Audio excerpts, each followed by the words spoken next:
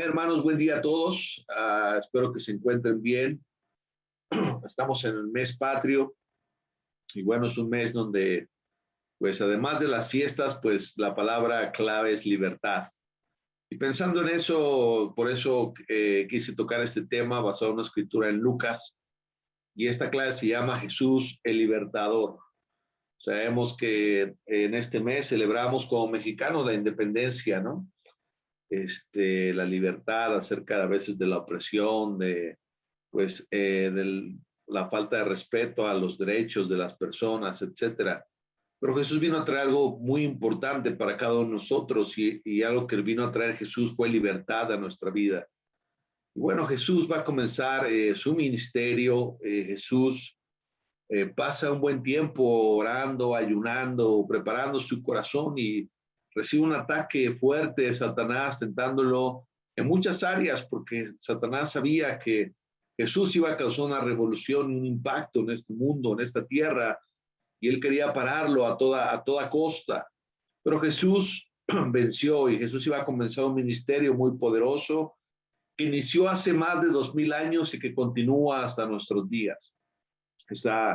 Este mensaje sigue transformando corazones, sigue transformando vidas. Quisiéramos que fuera todas las personas, quisiéramos que todos respondieran por igual, quisiéramos que toda la gente escuchara esto y se convenciera. Yo estoy seguro que a todos les mueve y a todos les gusta cuando hablas de libertad, ¿no? Hay películas famosas cuando vemos héroes peleando por liberar a su pueblo de la opresión, de la esclavitud, o tal vez de alguna otra nación, y todo eso nos inspira. Jesús vino a hacer lo mismo, pero de manera espiritual. Y es en donde queremos comenzar esta mañana estudiando Lucas capítulo 4 en el versículo 16. Dice así la Biblia en Lucas 4 en el versículo 16. Jesús fue a Nazaret, el pueblo donde se había criado.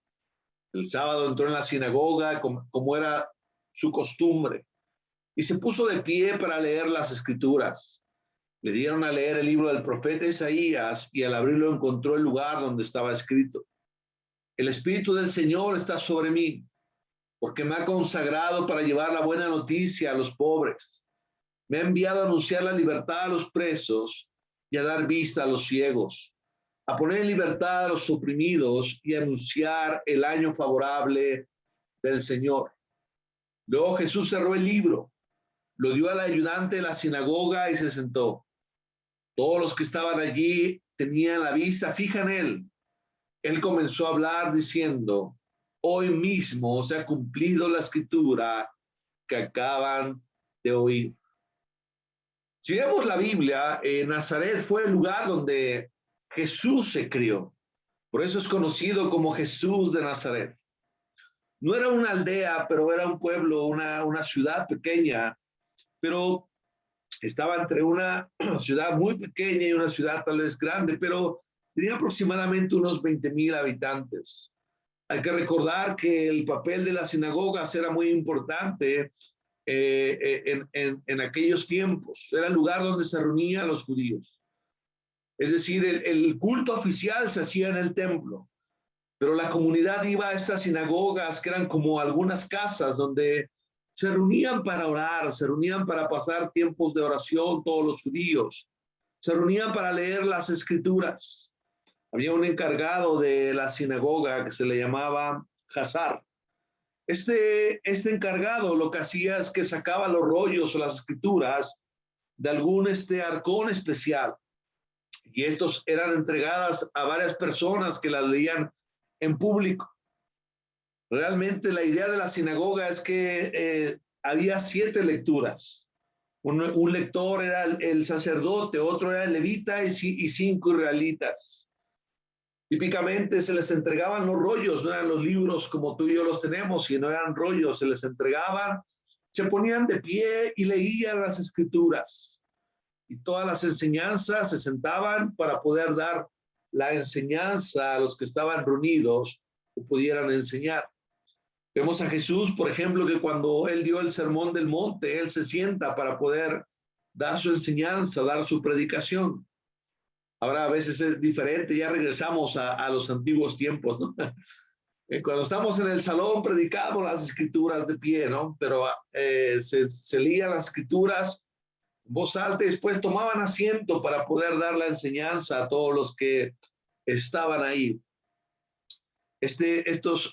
Jesús iba, dice la Biblia, que iba de manera frecuente a la sinagoga. Probablemente Jesús era conocido en esta sinagoga porque él se crió en ese lugar.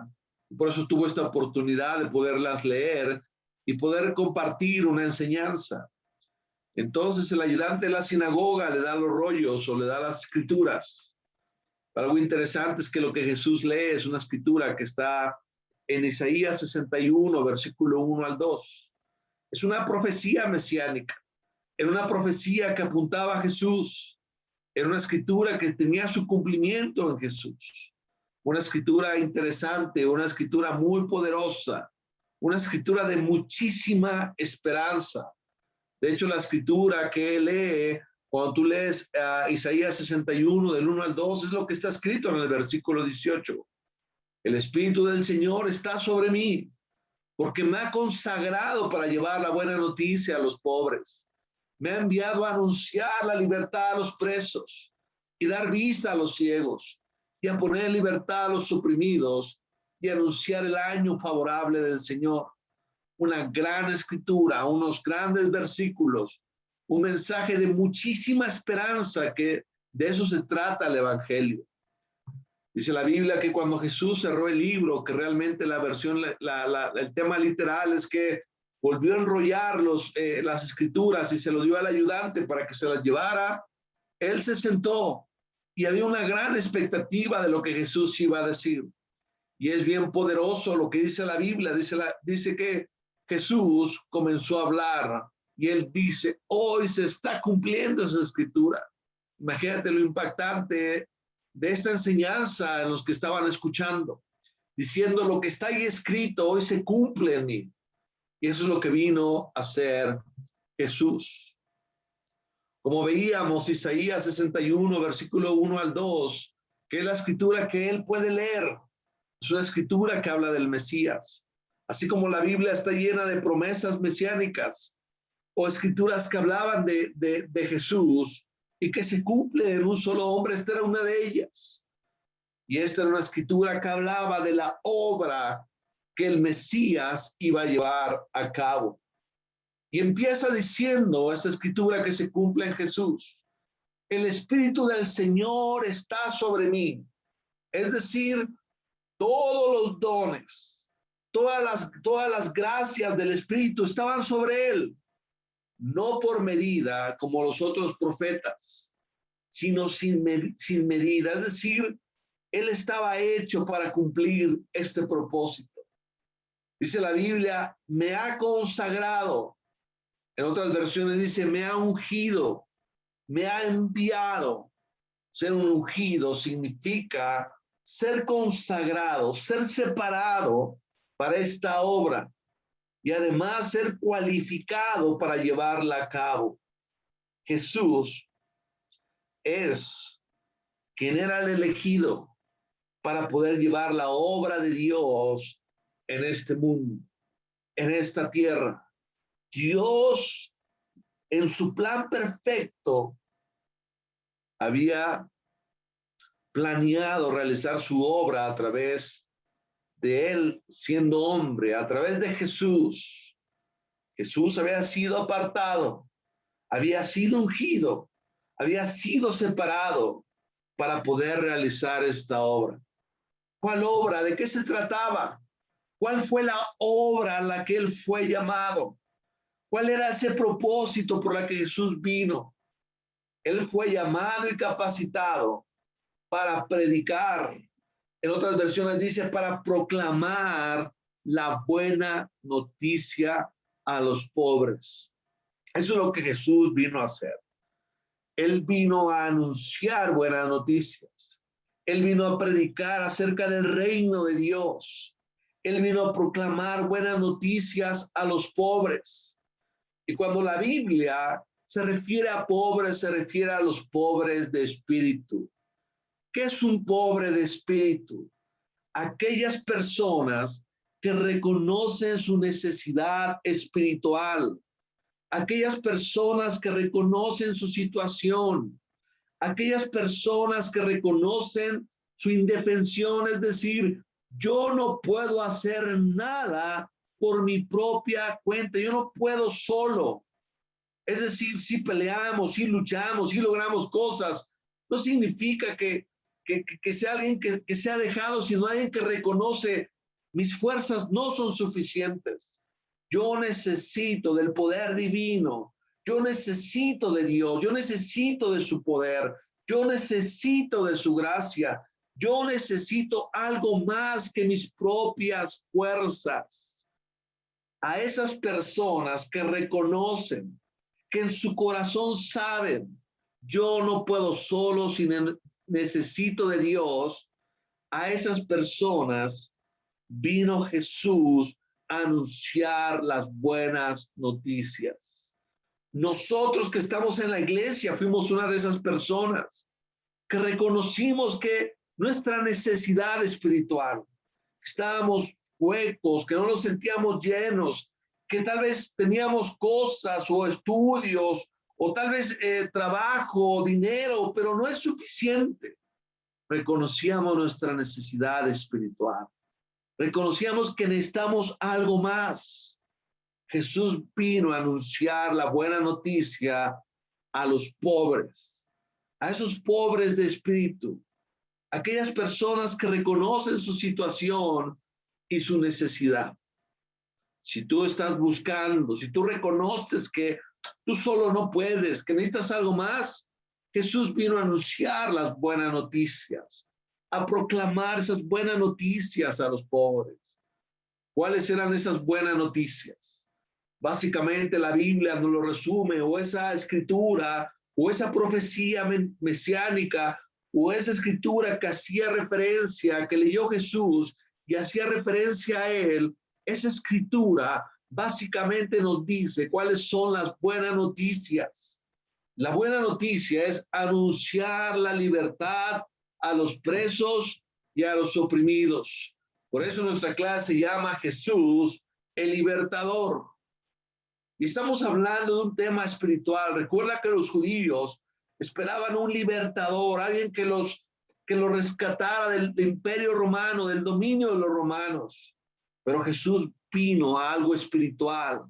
Y recuerda lo que dice Juan 8:31 hasta el 32. Quien peca es esclavo del pecado.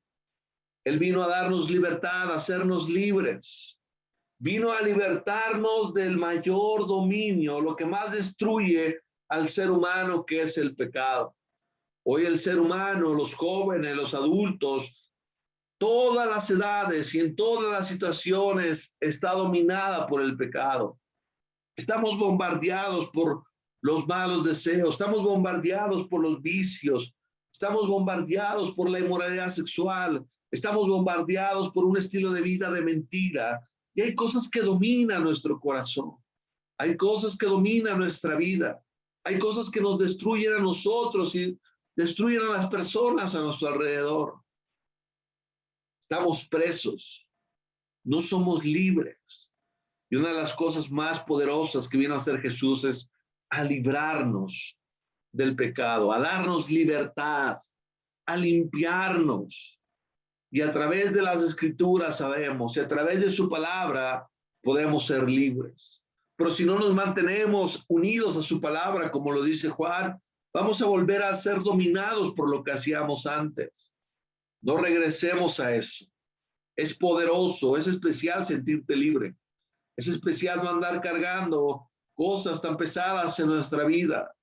Es especial gozar de esta libertad. Es especial poder tener un corazón limpio. A eso vino Jesús. Jesús vino a dar vista a los ciegos, a iluminar nuestra vida, a quitarnos la venda que teníamos de los ojos, a abrir nuestros ojos y darnos cuenta de lo que es correcto, lo que conviene a nuestra vida, a darnos dirección, a guiarnos, a dirigirnos por donde debemos andar.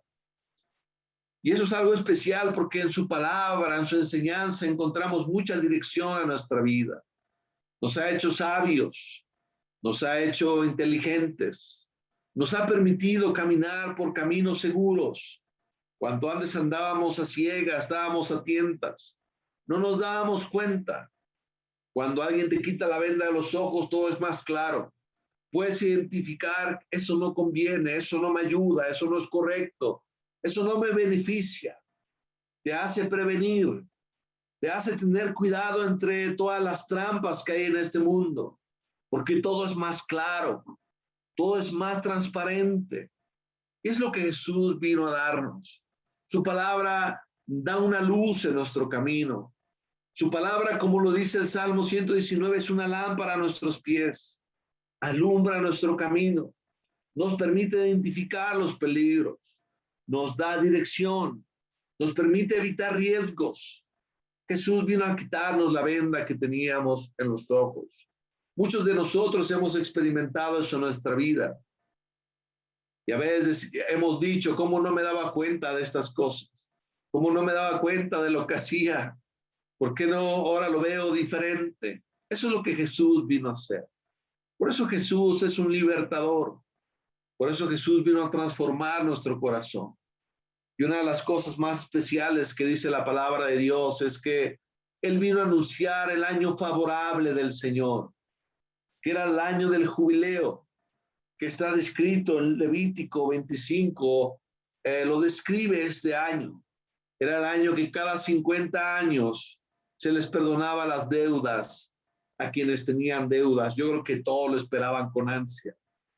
Llegar ese día o llegar ese año, solamente yo creo que lo podías vivir una y si bien te iba 2 veces en tu vida.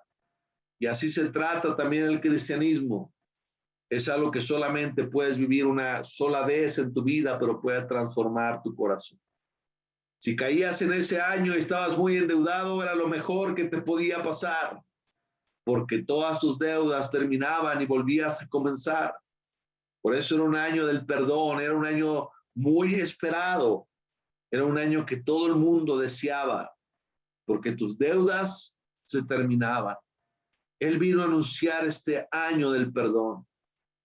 Imagínate la oportunidad de decir, encontrar un momento en la vida que todo tus deudas se eliminan y es como un volver a empezar, es como un volver a comenzar.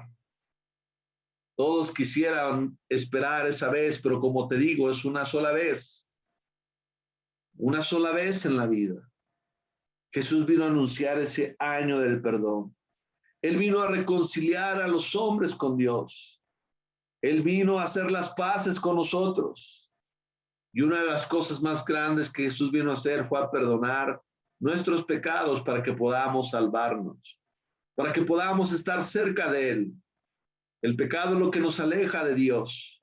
El pecado es lo que levanta una barrera entre nosotros y Dios. Él vino para terminar con esa barrera. Él vino a anunciar ese año favorable. Y este es el mensaje no solo para los miembros de la iglesia, sino este mensaje es para todos aquellos que lo escuchan y son pobres de espíritu. Esto es para ti. Jesús es un libertador. Jesús vino a darnos libertad del pecado. Jesús vino a anunciar el perdón.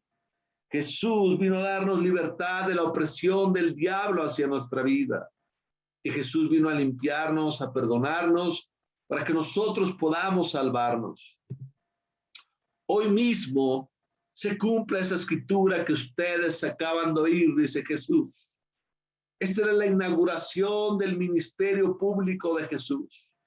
Jesús desde ahí hasta nuestros días, hasta hoy 12 de septiembre del 2021, esa escritura se cumple en Jesús.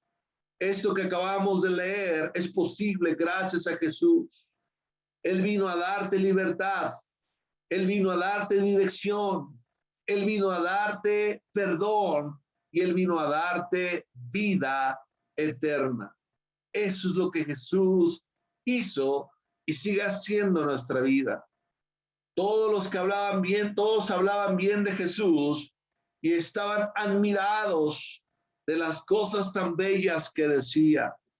Esta fue la primera reacción de la gente. Pero yo te digo esta mañana esto, ten cuidado, que no te pase lo mismo y no cometas el mismo error. ¿Y por qué te digo esto? Porque la gente que unos versículos anteriores, como en el versículo 22, hablaban bien de Jesús.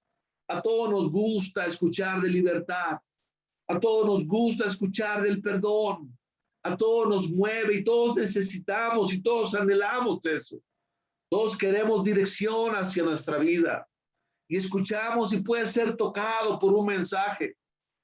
Dios puede hablarte al corazón, como estas personas. Pero yo digo que tengas cuidado, que no te pase lo mismo y que no cometas el mismo error por lo que vamos a ver más adelante. Quiero que veas lo voluble que son las personas, lo cambiante que son las personas. Y a veces podemos caer en ese mismo error. Después de lo que habían escuchado, se empezaron a preguntar, ¿no es este el hijo de José? Jesús le respondió, seguramente me dirán, médico, cúrate a ti mismo. Y además me dirán, lo que oímos que hiciste en Cafarnaúm, hazlo también aquí en tu propia tierra. Y siguió diciéndoles, les aseguro que ningún profeta es bien recibido en su propia tierra. Verdaderamente había muchas viudas en Israel en tiempos del profeta Elías, cuando no llovió durante 3 años y medio y hubo mucha hambre en todo el país. Pero Elías no fue enviado a ninguna de las viudas de Israel, sino a una de Sarepta, cerca de la ciudad de Sidón. También había en Israel muchos enfermos de lepra en tiempos del profeta Eliseo, pero no fue sanado ninguno de ellos, sino Naamán, que era uno de Siria. Al oír esto, todos los que estaban en la sinagoga se enojaron mucho. Se levantaron y echaron del pueblo a Jesús, llevándolo a lo alto del monte sobre el cual el pueblo estaba construido, para arrojarlo desde allí. Pero Jesús pasó por en medio de ellos y se fue. Después de escuchar una escritura tan poderosa en Jesús, después de ya haber escuchado algunos milagros que Jesús había empezado a hacer, porque hacen referencia a los milagros que Jesús había hecho en Cafarnaúm. Jesús no hizo un milagro en Nazaret porque sabía de la dureza del corazón de la gente. Él sabía y hacía milagros para que la gente pudiera creer. Pero a estos, aunque hiciera milagros, no iban a creer. Y realmente yo creo que para un judío escuchar que Dios había hecho milagros con Elías y con Eliseo, no a los israelitas, no a los judíos, sino a personas que no eran israelitas, como cuando sanó a Naamán, o cuando esta viuda que no era esta viuda que no era israelita, a ellos les ofendió mucho, pero Jesús empezaba a abrir esa brecha, empezaba a abrir ese pensamiento judío de la salvación es para todos, no solamente es para ustedes. Y esto les pegó, esto les ofendió, esto les movió. Y de aquí la frase o este comentario claro que a veces hemos usado en nuestra vida cotidiana. Nadie es profeta en su propia tierra. ¿Por qué? Porque Jesús era de Nazaret, pero sabían, lo conocían, lo tenían tal vez estigmatizado. Por eso se empezaron a preguntar, ¿no es este el hijo de José? Sabían de su educación, sabían de su origen, pero estaban también admirados y de cierta forma sorprendidos de la forma como Jesús enseñaba, pero también de las demandas que Jesús hacía de sí mismo, es decir, lo que él era, y eso les causó un cortocircuito. Después de estar admirados, después de estar sorprendidos, dice la Biblia que lo echaron del pueblo, lo llevaron a la parte más alta del monte porque lo querían arrojar, lo querían matar. Pero Jesús, en su autoridad, en su poder, en su grandeza, en su firmeza, dice la Biblia, pasó en medio de ellos. No era su momento, no era su tiempo. Dios todavía tenía un plan, un propósito para su vida. Vemos la autoridad de Jesús. Por eso digo, ten cuidado, que no te pase lo mismo, que no cometas el mismo error, porque tal vez algunos de ustedes han escuchado mensajes, han vivido cosas, han enfrentado situaciones, le han pedido a Dios, Dios ha respondido, se han sentido movidos y pasa algo y no hay una respuesta. Somos muy volubles. Decimos, voy a entregarme, voy a seguirte, pero a veces no es así. Cambiamos de opinión fácilmente. Podemos hasta oponernos como estos hombres se opusieron a Jesús de lo que estaban escuchando. Mi deseo más bien es que, a diferencia de estas personas volubles o que fueron movidas de una forma errónea hacia Jesús, yo desearía que mejor para ti fuera tu libertador y salvador. Tienes dos opciones, como siempre en la palabra de Dios. Solo emocionarte, sentir que es algo adecuado, es algo correcto, puede ser algo que te guste, pero eso no funciona como lo que acabamos de leer. O decidir que Él sea tu libertador y salvador, como lo ha sido de muchos de nosotros. Hermanos, seamos agradecidos de lo que Jesús ha hecho en nuestra vida y le sigue haciendo en la vida de las personas. Él vino a liberarnos del pecado y debemos compartir eso con nuestros amigos. Y Él, al limpiarnos nuestros pecados, nos ha dado salvación. Eso es lo más preciado que podemos tener y es lo que queremos compartir. Y ha sido un privilegio esta mañana compartir las mismas noticias de Jesús contigo esta mañana. Jesús, el libertador. Muchas gracias y a nuestro Dios sea la gloria.